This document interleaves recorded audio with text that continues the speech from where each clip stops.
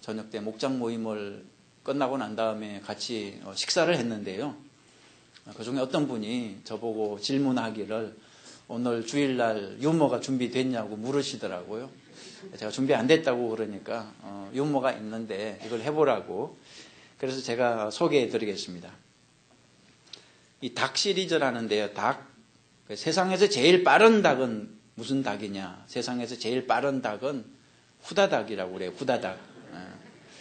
세상에서 제일 야한, 섹시한 닭은 홀딱이라고 그래요. 홀딱. 그럼 세상에서 제일 가난한 닭은 쫄딱이라고 그래요. 쫄딱. 정신이 좀 이상한 닭은 헷가닥이래요. 헷가닥. 그럼 암탉은 어떤 집에서 시집 왔을까요? 꼬꼬댁에서 시집 왔대요. 꼬꼬댁에서. 길을 뛰어가다가 넘어진 닭은 닭꽝이래요. 닭꽝. 재미있으세요? 그분이 소개하라 그래서 제가 소개했으니까. 오늘 성경하고 좀 관계된 유머가 하나 있는데요. 이 유머는 시어머니들이 좋아하는 유머입니다. 시어머니들 여기 계세요? 시어머니들? 시어머니들이 좋아하는 유머인데 고린도전서 13장을 바꾸어서 며느리전서 13장으로 만든 유머입니다. 며느리전서 13장. 제가 읽어드리겠습니다. 네가 시어머니께 아무리 예쁜 얼굴로 애교 있는 말을 할지라도 사랑이 없으면 소리나는 구리와 깽과리가 되고, 네가 배운 게 많아서 영어를 잘하고 돈 잘 버는 능이 있다 할지라도 시어머니에 대한 사랑이 없으면 아무것도 아니요. 네가 네게 있는 신용카드로 시어머니께 선물을 많이 사드린다 할지라도 그 속에 사랑이 없으면 아무 유익이 없느니라. 시어머니에 대한 사랑은 시어머니가 아무리 무리한 요구를 할지라도 참고 심한 말을 할지라도 온유하며 남편이 시어머니 편을 들지라도 투기하지 아니하며 며느리로서 교만하지 않으며 며느리로서 무례히 행치 아니하며 화가 목구멍까지 올라와도 삭히며 뒷바라지가 아무리 힘들어도 끝까지 견디느니라. 그런적 며느리에게 미모, 능력, 사랑 이 세 가지는 항상 있을 것인데 그중에 제일은 사랑이라. 시어머니들은 좋아하실 것 같아요. 시어머니들은 받아 적으세요. 지난주부터 이 고린도전서 13장을 가지고 사랑을 주제로 설교를 하고 있습니다. 지금까지 설교하고는 조금 다르게 묵상 설교를 하고 있는데 묵상 설교는 순서가 있다 그랬습니다. 첫 번째 순서가 뭐였습니까? 말씀 읽기. 그죠? 묵상을 할 때는 최소한 말씀을 2번 이상 읽어야 된다 그랬습니다. 오늘 성경을 한 번 더 읽어야 하는데 설교가 좀 길어질 것 같아서 제가 생략하고 그 대신 집에 가서 다시 한번 고린도전서 13장 읽어보세요. 자, 두 번째 순서는 뭐죠? 기도하기입니다. 성경 말씀을 깨닫기 위해서는 기도가 필수적이다. 성경은 영적인 책이기 때문에 영이신 하나님의 도움을 받아야 깨달을 수 있습니다. 그래서 기도를 반드시 해야 돼요. 여러분 화면을 보면서 자, 오늘의 기도를 우리 다 같이 한 목소리로 고백하겠습니다. 좋으신 하나님, 오늘 다시 하나님의 말씀 고린도전서 13장을 묵상합니다.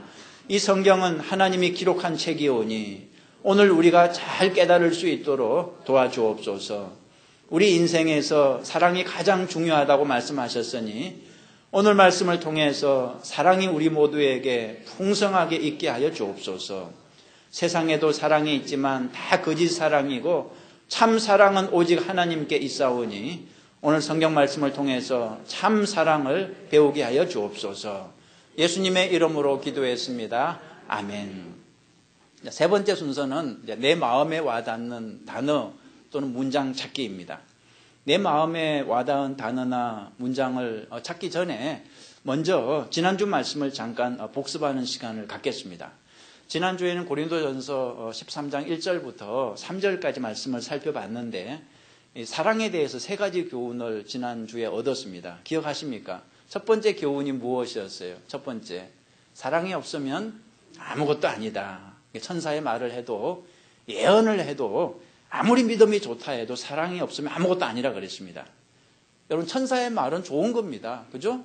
바른 말은 좋은 것입니다. 또 예언도 좋은 것입니다. 영적인 통찰력을 가지고 예언하는 것은 참 좋은 것입니다. 믿음도 좋은 것입니다.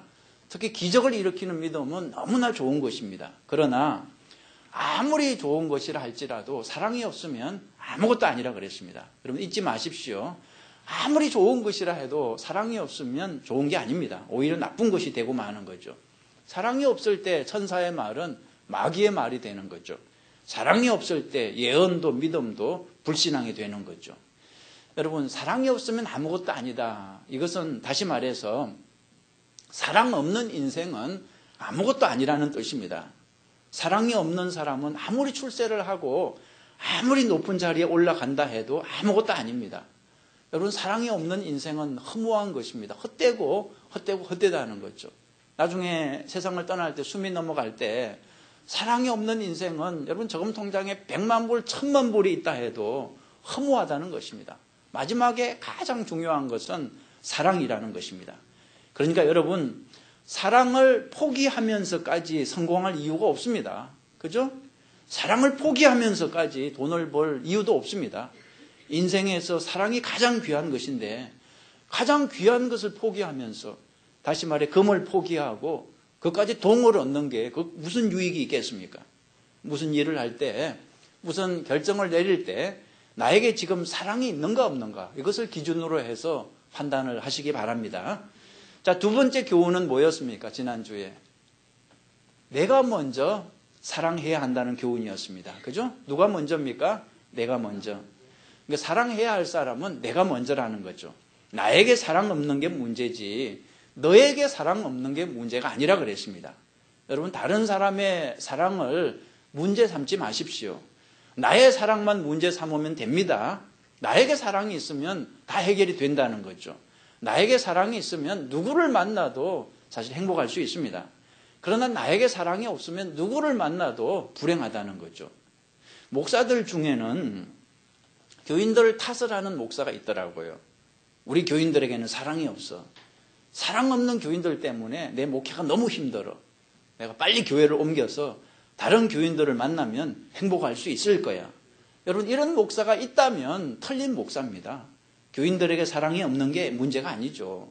목사에게 사랑이 없는 게 문제입니다. 목사에게 사랑이 있으면 어떤 교인을 만나도 행복할 것입니다. 반대로 교인들 중에 또 목사를 탓하는 교인도 있습니다. 우리 목사에게는 사랑이 없어. 사랑 없는 목사 때문에 이 교회 못 다니겠어. 다른 목사를 만나면 행복할 수 있을 거야. 이런 교인이 있다면 역시 틀린 교인입니다. 목사에게 사랑이 없는 게 문제가 아니라 교인에게 사랑이 없는 게 문제입니다. 교인에게 사랑이 있으면 어떤 목사를 만나도 행복할 수 있습니다. 여러분 제가 지금 글자 하나도 안 바꾸고 똑같은 말을 하고 있는 거 아시죠? 목사의 경우 또 교인의 경우 글자 하나 안 바꾸고 제가 같은 말을 하고 있습니다. 또 해볼까요? 아내를 탓하는 남편이 있습니다. 우리 아내에게는 사랑이 없어. 사랑 없는 아내 때문에 더 이상 못 살겠어. 내가 다른 아내를 만나면 행복할 수 있을 거야. 이런 남편이 있다면 틀린 남편입니다. 아내에게 사랑이 없는 게 문제가 아닙니다. 남편에게 사랑이 없는 게 문제죠. 남편에게 사랑이 있으면 어떤 아내를 만나도 행복할 수 있다는 것입니다. 제가 지금 글자 하나 안 바꾸고 이런 경우 저런 경우를 말하고 있잖아요. 여러분 이 중에서 나에게 주시는 말씀을 찾아보라는 거죠. 나한테 해당하는 것을 찾아보라는 것. 남 얘기하지 말고 내 얘기만 하자는 거죠. 저는 목사의 경우만 생각할 것입니다. 사랑 없는 목사는 아무것도 아니다. 저는 이 고백만 하겠습니다. 여러분은 여러분의 경우만 생각하세요. 사랑 없는 교인은 아무것도 아니다. 이 생각만 하십시오. 저는 남편의 경우만 생각할 것입니다. 사랑 없는 남편은 아무것도 아니야. 여러분은 아내의 경우를 생각해 보세요. 사랑 없는 아내는 아무것도 아니야. 그러니까 여러분 해결책은 누구에게 있습니까? 너에게 있는 게 아닙니다. 나에게 있습니다. 나에게 사랑이 있으면 문제가 해결된다는 거죠. 어디를 가도 누구를 만나도 나에게 사랑이 있으면 행복할 수 있다는 것입니다. 자, 세 번째. 지난주에 세 번째 교훈이 뭐였습니까? 다 잊어버리셨죠? 화면 한번 보세요. 지난주 세 번째 교훈. 하나님의 사랑을 잊지 말라 그랬습니다. 참 우리의 인생은 쉽지 않습니다. 인생이 만만치 않아요. 요즘 신문에 보니까 글쎄 초등학생도 자살을 하더라고요. 초등학생도 힘들다고 자살하고 뭐 중고등학생, 청년, 장년, 노년 다 자살을 하는 세상입니다. 부자도 자살을 하고 연예인도 뭐 대학 교수도 자살을 무슨 뜻입니까? 참 세상 사는 게 쉽지 않다는 뜻입니다. 사랑이 없이는 정말 견디기 어려운 세상입니다. 이 세상에서는 이 참 사랑을 찾기가 점점 힘들어져요. 그래서 더욱 견디기 어려운 세상이 되는 거죠. 그런데 여러분, 한 가지 너무나 분명한 사실이 있습니다. 한 가지 너무나 분명한 사실 무엇입니까? 그것은 하나님의 사랑입니다. 하나님은 여전히 우리를 사랑하신다는 거죠. 나를 위해 이 세상을 창조하실 정도로 사랑하신다 그랬고, 나를 위해 십자가에 달려 죽으실 정도로 사랑하신다 그랬습니다. 여러분, 세상이 힘든 것은 사실이지만 사실입니다. 그러나 하나님의 한없는 사랑도 사실입니다. 여러분, 세상이 힘든 게 큰가요? 아니면 하나님의 사랑이 큰가요? 하나님의 사랑이 훨씬 큰 것입니다. 하나님의 사랑은 세상이 힘든 것을 다 덮고도 남는다는 거죠. 그래서 우리가 지난주에 하나님의 사랑으로 능히 이길 수 있다고 고백했잖아요. 기억하십니까? 하나님의 사랑으로 능히 이길 수 있다 그랬습니다. 자, 지난주까지는 사랑의 서론이었습니다. 자, 오늘부터 본론인데요. 오늘 말씀 4절부터 다시 한번 보겠습니다. 자, 4절부터 우리 다시 한번 같이 읽겠습니다. 같이 읽죠. 사랑은 오래 참고, 사랑은 온유하며, 시기하지 아니하며, 사랑은 자랑하지 아니하며, 교만하지 아니하며, 무례히 행하지 아니하며, 자기의 유익을 구하지 아니하며, 성내지 아니하며, 악한 것을 생각하지 아니하며, 불의를 기뻐하지 아니하며, 진리와 함께 기뻐하고, 모든 것을 참으며, 모든 것을 믿으며, 모든 것을 바라며, 모든 것을 견디느니라. 사랑은 언제까지나 떨어지지 아니하되 예언도 패하고 방언도 거치고 지식도 패하리라. 여러분, 이 말씀을 잘 보면 사랑에 대한 설명이 15가지가 나오고 있습니다. 15가지. 이 15가지의 사랑을 다시 이 세 그룹으로 묶을 수 있습니다. 그래서 오늘은 이 첫째 그룹에 속하는 5가지 사랑에 대해서 말씀을 드리겠습니다. 그것이 바로 4절에 나오고 있습니다. 여러분, 4절을 보시면 첫째, 사랑은 오래 참고, 두 번째가 뭡니까? 사랑은 온유하며, 세 번째, 시기하지 아니하며, 네 번째, 자랑하지 아니하며, 다섯 번째, 교만하지 아니하며. 여기 사랑의 5가지 특징이 나오고 있습니다. 사랑은 오래 참고, 온유하고, 시기하지 않고, 자랑하지 않고, 교만하지 않는다는 거죠. 오늘은 이 5가지 사랑의 특징을 살펴보도록 하겠습니다. 자, 첫 번째, 사랑은 오래 참습니다. 자, 사랑에 대한 설명 중에 하나만 말한다면, 이 15가지 사랑에 대한 설명 중에 하나만 꼽아서 말한다면 여러분은 무엇을 고르시겠습니까? 여러분에게 만약에 이제 막 결혼한 자녀가 있다고 한번 생각해 보세요. 이제 결혼식 올리고 이제 부모님을 떠나서 이제 새로운 삶을 살아가는데 이 철없는 이 아이가 과연 결혼 생활을 잘할 수 있을지 참 부모 입장에서 걱정이 태산 같습니다. 마지막으로 이 결혼 생활에 대해서, 사랑에 대해서 한마디만 해준다면 뭐라고 말을 하시겠습니까? 저는 오늘 이 고린도전서 13장 4절 첫 부분을 말해주고 싶습니다. 사랑은 오래 참는 것이란다. 오래 참아야 돼. 오래 참아라. 이 말을 꼭 해주고 싶습니다. 옛날 우리 조상들은 이 성경에 대해서 잘 몰랐기 때문에 좀 다르게 표현을 했어요. 표현은 다르지만 사실 의미는 같습니다. 시집가는 딸에게 부모가 옛날에 뭐라고 말해 주었습니까? 얘야, 벙어리 3년이다. 꼭 기억해라. 귀머거리 3년이다. 무슨 뜻입니까? 왜 이 말을 해줬을까요? 오래 참아야 된다는 거죠. 참아야 된다. 여러분, 결혼 생활은 이 사랑을 실천하는 첫 번째 어려운 관문이라고 할 수 있습니다. 정말 생판 모르는 남녀가 만나서 살아가는데 얼마나 사랑하기가 어렵겠습니까? 참 결혼 생활은 쉽지 않습니다. 오죽하면 이런 말이 있잖아요. 바다에 배를 타러 갈 때는 한 번 기도하고 또 뭐 전쟁에 나가기 전에는 2번 기도하고 결혼하기 전에는 3번 기도하라고. 무슨 뜻입니까? 결혼은 배 타는 것보다 전쟁하는 것보다 더 힘들고 어렵다는 거죠. 저는 죄송한 말이지만 이혼하신 분들 마음을 100번 이해합니다. 왜냐하면 저도 이혼하고 싶었던 적이 있었을까요? 없었을까요? 어떻게 아세요? 결혼 생활이 너무 힘들었습니다. 물론 제 집사람에게 뭐 문제가 있었던 건 아니고 저에게 문제가 있었기 때문이죠. 뭐 결혼하기 전에는 제 문제를 전혀 몰랐습니다. 저는 정말 아무 문제 없는 남편이라고 생각했어요. 근데 막상 결혼을 해보니까 너무나 많은 문제가 있어서 하여튼 수십 번 이혼하고 싶었습니다. 제가 경험을 통해서 깨달은 것은 우리 조상들이 옳다는 거예요. 벙어리 3년, 기머거리 3년, 그게 옳습니다. 그 고비를 넘기니까 사랑에 접근할 수 있었습니다. 저는 성경 말씀이 옳다고 믿어요. 오래 참는 것이 사랑입니다. 싱글일 때는 결혼에 대한 환상이 있죠. 이상적인 배우자를 찾습니다. 그래서 내가 이상적인 사람을 만났다고 결혼을 하는데, 근데 이제 막상 결혼을 해보면 착각해서 이제 깨나죠. 내 눈 내가 찔렀구나. 이때 꼭 필요한 것이 무엇입니까? 그때부터는 오래 참아야 돼요. 오래 참아야 됩니다. 근데 참 신기한 것은 오래 참다 보면 다시 사랑의 감정이 살아난다는 거죠. 그죠? 여러분, 오래 참는 것은 그 상대방의 부족함을 오래 참는 것을 포함합니다.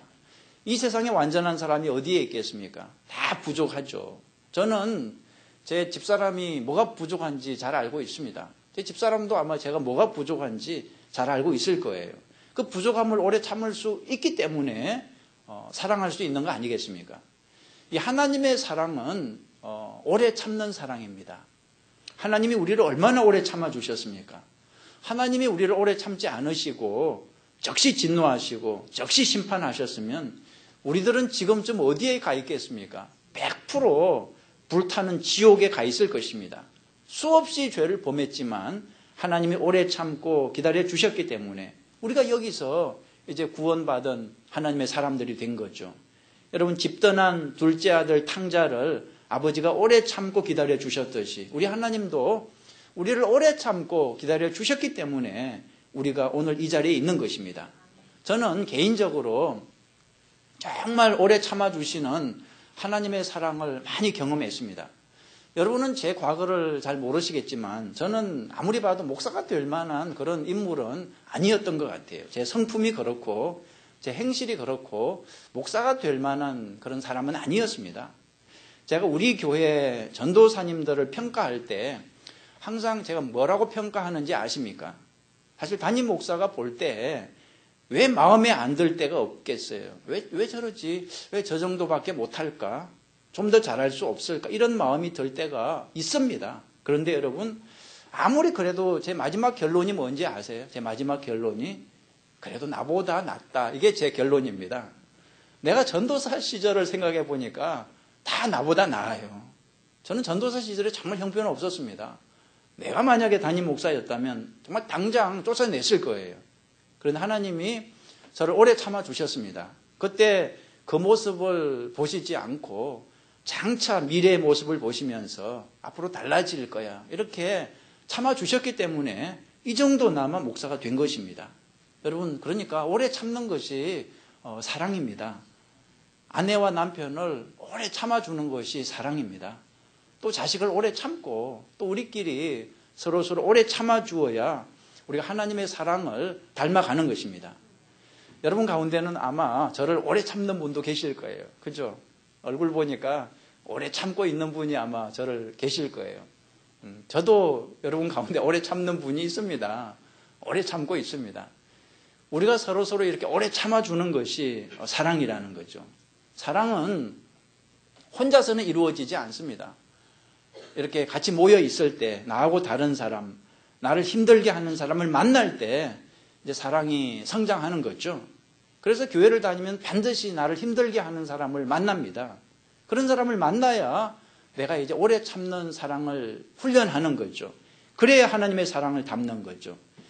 여러분, 시편에 보면 하나님의 사랑을 이렇게 설명합니다. 103편에 보면 여호와께서는 자비로우시고 은혜로우시며 화를 더디 내시고 사랑이 넘쳐나는 분이시다. 그죠? 하나님의 사랑은 오래 참고 화를 더디 내시는 분이십니다. 여러분, 하나님의 사랑을 담기 원하신다면 화를 빨리 내시면 안 돼요. 화를 더디 내야 됩니다. 오래 참을 줄 알아야 됩니다. 화를 금방 내는 사람은 하나님의 사랑이 없는 사람이죠.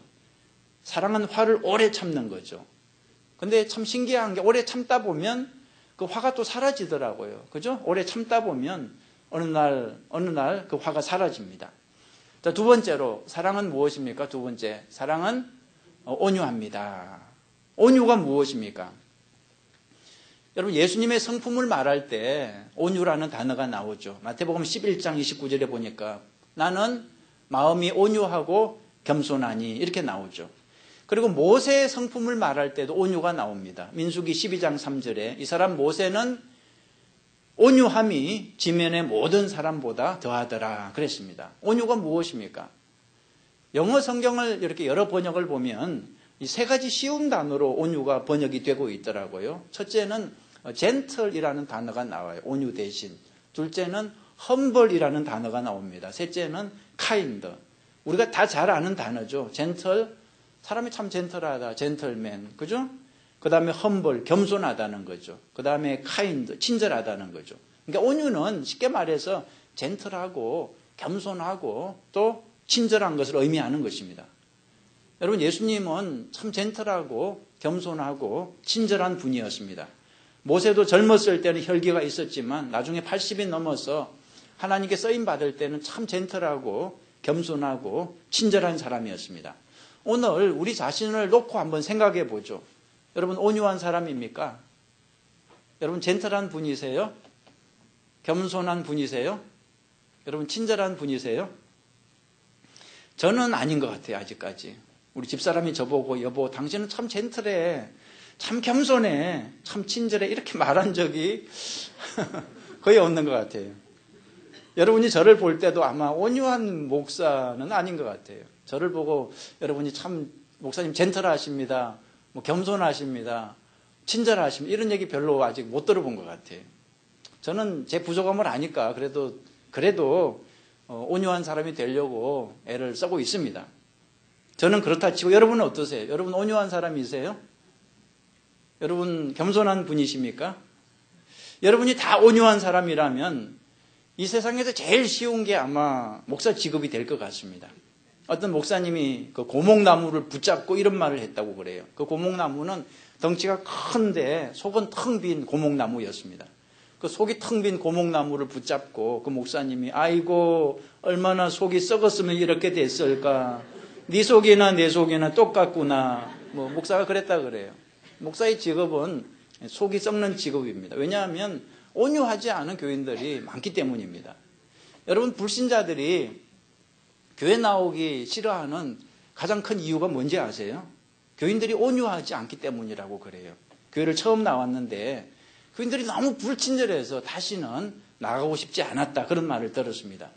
그리고 또 교인들을 좀 사귀어 보니까 왜 그렇게 교만한지 이 세상 사람들하고 똑같이 자랑하고 잘난 척해서 실망했다는 말도 들었습니다. 그리고 교인들이 젠틀하지 않고 더 악랄하더라 이런 얘기도 들었어요. 여러분, 오늘 우리는 이 온유라는 단어에 한참 못 미치는 게 사실입니다. 우리에게는 온유한 사랑이 부족합니다. 우리는 좀 더 젠틀해야 되고 좀 더 겸손해야 되고 좀 더 친절해야 됩니다. 여러분, 거창하게 내가 인류를 사랑하겠다는 그런 얘기는 좀 하지 마시고 이 작은 온유한 사랑부터 시작할 수 있기를 바랍니다. 오늘부터 조금만 더 겸손해지고 조금만 더 친절해지고, 그죠? 한 번만 더 웃어주면 될 것 같아요. 한 번만 더 웃어주고 한 번만 더 격려해주고 한 번만 더 양보해주고. 온유한 사랑을 하는 사람에게는 복이 있습니다. 마태복음 5장에 보니까 온유한 자는 복이 있나니 뭐죠? 그 다음에 그들이 땅을 기업으로 받을 것이며, 온유한 사람은 땅에서도 잘 되고 풍성해진다는 거죠. 온유한 사람이 되기 위해서 힘쓰고 애쓰는 저와 여러분 되시기를 간절히 축원합니다. 자, 세 번째, 사랑은 뭐죠? 사랑은 시기하지 않습니다. 그죠?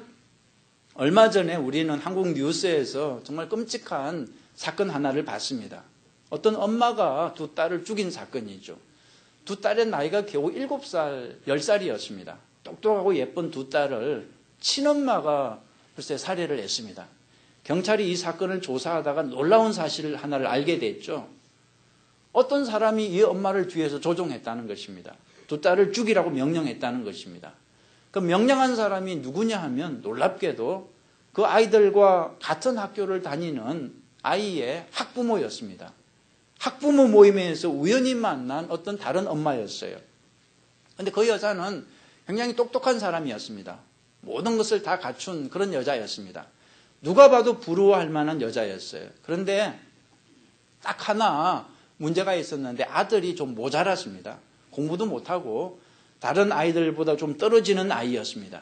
그런데 학부모 모임에서 두 딸 가진 엄마를 만났는데 그 두 딸은 남들보다 공부도 잘하고 탁월한 아이들이었습니다.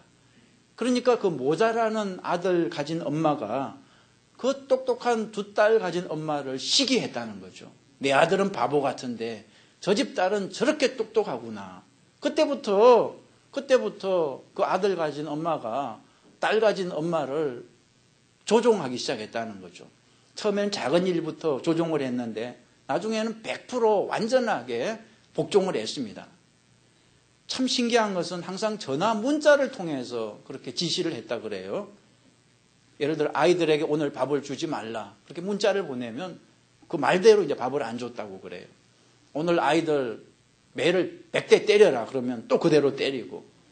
오늘 아이들 학교 보내지 마라. 그럼 또 그대로 학교 보내지 않고 시키는 대로. 그러다가 마침내 두 딸을 죽여라. 이렇게 명령했습니다. 그래서 그 복종대로 죽였다는 거죠. 그 한 여인의 시기심 때문에 끔찍한 살인사건으로 연결이 된 것입니다. 여러분 성경은 이 시기와 질투를 작은 것으로 말하지 않습니다. 잠언 27장에 보니까 화내는 것이 무섭고 진노가 폭풍 같다지만 질투 앞에는 누가 당해낼 수 있겠는가. 질투가 가장 무섭다는 것입니다.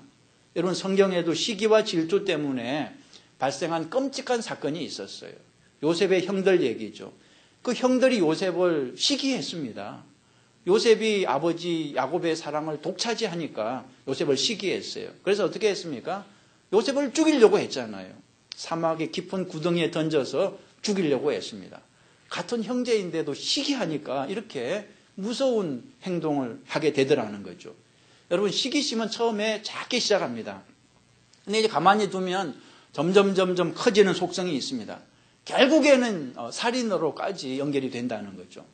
혹시 여러분 마음속에 그 시기심이 생기면 질투심이 생기면 빨리 물리쳐야 됩니다. 그렇지 않고 그걸 그냥 두면 발전해서 그 불이 여러분을 다 태워버린다는 거죠. 예수님을 누가 십자가에 못 박았습니까? 바리새인들이었습니다. 바리새인들이 왜 예수님을 십자가에 못 박았습니까? 처음에는 작은 시기로 시작을 했어요. 예수님이 인기가 너무 좋으니까 그것을 시기하고 질투하다가 결국은 십자가 살인으로 연결이 됐습니다. 여러분 영화 그 아마데우스 보셨어요? 아마데우스. 그 살리에르라는 사람이 모차르트를 죽게 하는데 이유가 무엇입니까? 시기심 때문이었습니다. 모차르트의 천재성을 시기해서 그렇게 한 거죠. 여러분 시기심을 가지는 사람들이 처음부터 살인자가 아닙니다. 본래 악한 사람이 아닙니다. 여러분하고 저같이 똑같은 사람들의 평범한 사람들입니다. 이 세상에 시기심 없는 사람이 어디에 있겠습니까? 그런데 그 시기심의 불을 끄지 않고 계속 키웠기 때문에 결국은 인생 전부를 불태우고 만 것입니다. 사랑하는 성도 여러분, 우리 안에 시기와 질투가 있잖아요. 우리 속담에 사촌이 땅을 사면 배가 아프다 그랬잖아요. 그게 시기심 아닙니까? 또 남이 망했다는 소리 들으면 은근히 기분이 좋은 게 우리들 아니겠습니까? 여러분 시기와 질투의 마음을 그냥 두면 안 됩니다. 그걸 물리쳐야 됩니다. 예수 그리스도의 이름으로 내 마음의 시기와 질투는 떠나가라 명령하시기 바랍니다. 그리고 그 사람을 축복하셔야 돼요. 여러분 시기는 마귀의 마음이고 축복은 하나님의 마음이기 때문에 반대로 나가면 돼요. 하나님의 마음으로 축복하면 그 시기를 물리칠 수 있는 것입니다. 네 번째, 사랑은 자랑하지 않습니다. 이 네 번째 사랑은 자랑하지 않는 것이고 또 다섯 번째는 교만하지 않는 것인데 사실 이 둘은 같은 것입니다. 동전의 앞면과 뒷면에 해당하는 거죠. 동전의 앞면이 자랑이라면 뒷면이 바로 교만입니다. 그러니까 자랑은 앞에 드러나는 것이고 교만은 뒤에 숨어 있는 거죠.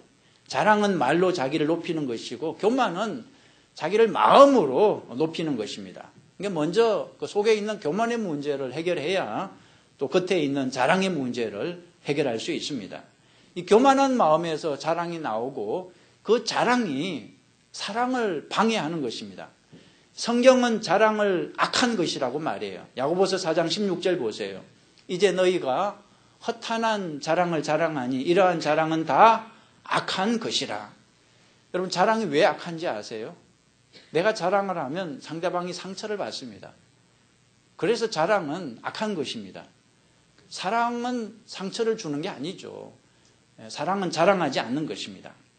다섯 번째, 사랑은 교만하지 않습니다. 교만은 마귀의 성품이요, 겸손은 예수님의 성품입니다.